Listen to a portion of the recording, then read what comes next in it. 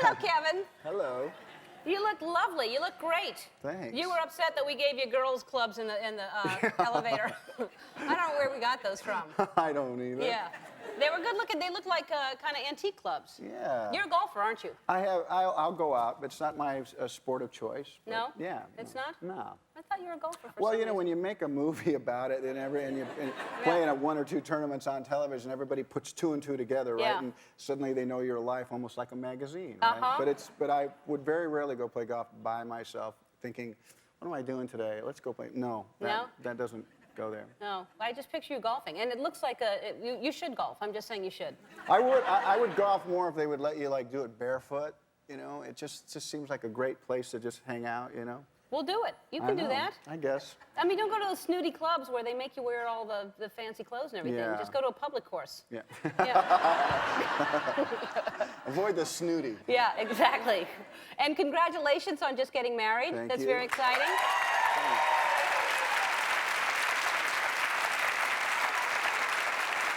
In September, and this is, and you got married. Was this at your place in Aspen? Yeah, or? it was up in That looks gorgeous. Colorado. Beautiful. Beautiful. And then... you just come on TV and just do your own home movies, I guess. But this is, I mean, really, this doesn't even look real. This is, this looks like you took this at Sears at a background, like you just... Yeah, I dreamed that spot when I was little. I actually, our first vacations were in canvas tents up in the high Sierras, and I think that when you take someone early, that whole feeling of being in the mountains was something I really never got out of my senses, and I'd been looking for this place my whole life, and I found it about 10 years ago. It's beautiful. Yeah. And it's just so romantic that you get on a canoe after you get married. I mean, I assume it was right after. She's still in the dress. We took some, yeah. It wasn't like the next day or anything. I had her like that all night. Yeah. Just all night. Stop right there. No, we just taken pictures, and I looked down at the canoe, and I said, you want to take a ride?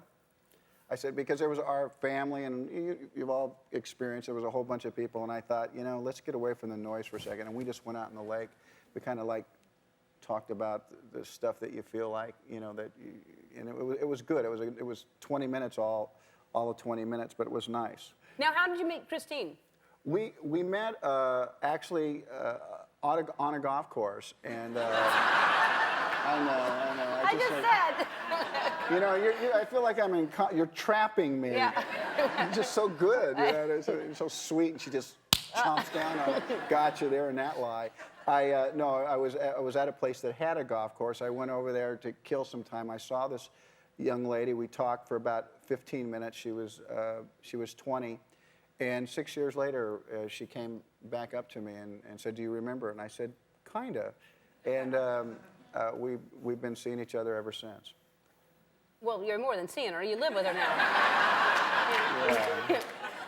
Oh, how deep do you So want to now- go? Go ahead. I don't know. So now,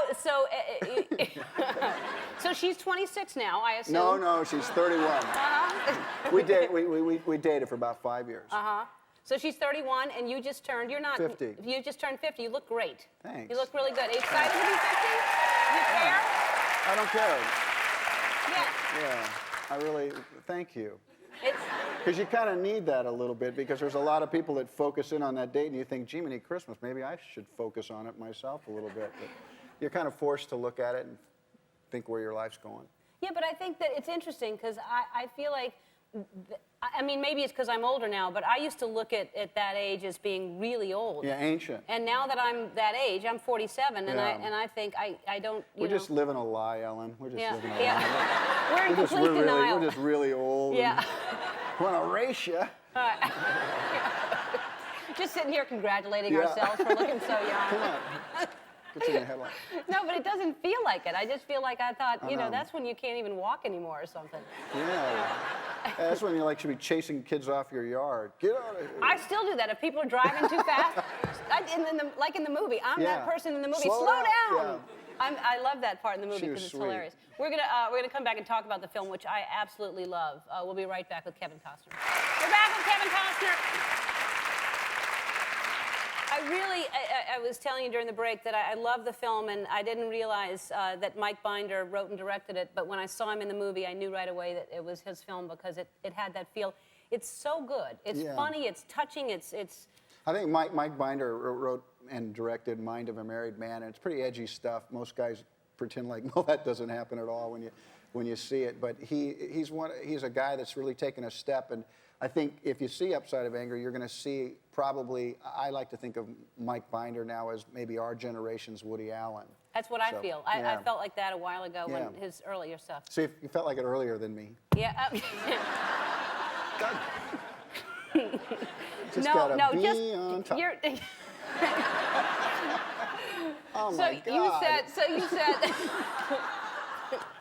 So you said that you're reading way too much into what you're saying. You're No, I'm just simple.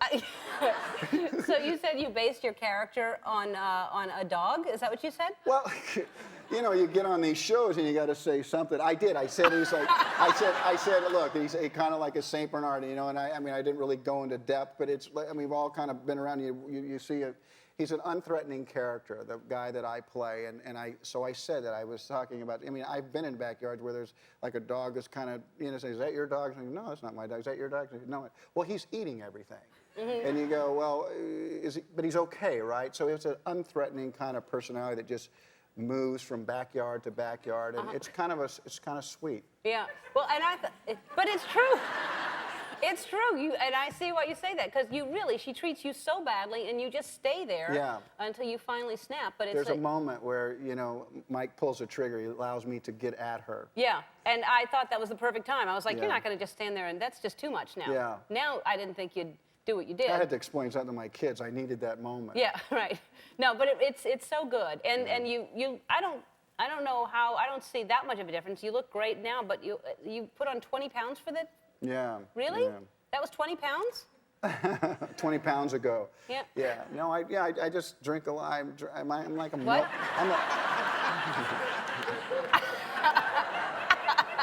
I drink a lot of milk, okay, and all the stuff that goes with it. Uh-huh. That's it. You just drank a lot of milk? All right. You just, yeah. Oh my God. This is my embarrassing moment right now. Yeah, tell us your embarrassing moment. Well, do you have one? Well, I was kind of going back through my Rolodex of embarrassing moments. I kept going, where am I going to, on the show? You don't know, but it's hard to kind of come up with these. And then I thought, last night. It happened. A friend of mine, Don Johnson, his wife, said, you called me early in the morning. We got tickets to U2. Do you want to go? Yeah, we'd like to go. My wife couldn't go, so I took my son. And I said to my son, you know, Don Johnson, he's smooth. Because Joe says, well, how are we going to? Just follow Don. He'll know what to do. You know, we don't have a parking pass, and I worry about that, so my kids take on that worry. I'm like, I never assume that I'm going to get anywhere, be in front or whatever. He said, so watch Don. He'll handle this. He can. We go through. We park really close. We didn't have the permits to park, but Don talked to them. And I keep looking at Joe. See, Don, you know, that's it. So we finally go into the Staples Center, and we're going to be escorted somewhere, and all of a sudden it just stops. Wow. And there's a discussion over the tickets. We'll fix this. The long and short of it was, we were there on the wrong day. We were supposed to be there tonight. Yeah, tonight. So I'm thinking, I'm looking at Don like, come on, Smooth, make this happen. And somebody walking by has one of those very expensive booths it was Mattel. Some people from Mattel said, would you poor guys like to sit up here with us? And we did. So we didn't even have our seats, and somebody like we were dogs. We were Saint Bernards. And we ended up in somebody's backyard, so thank you to the people at Mattel. That's hilarious. Last night. That ended very well. Yeah, it doesn't qualify as most, but it was embarrassing it's a little no bit. braces in a volleyball net. No, you could like slingshot it out of there. No, I know. All right, well, thank you for being here. Thanks. And The Upside of Anger is in theaters nationwide. It's really, really good. Go see it.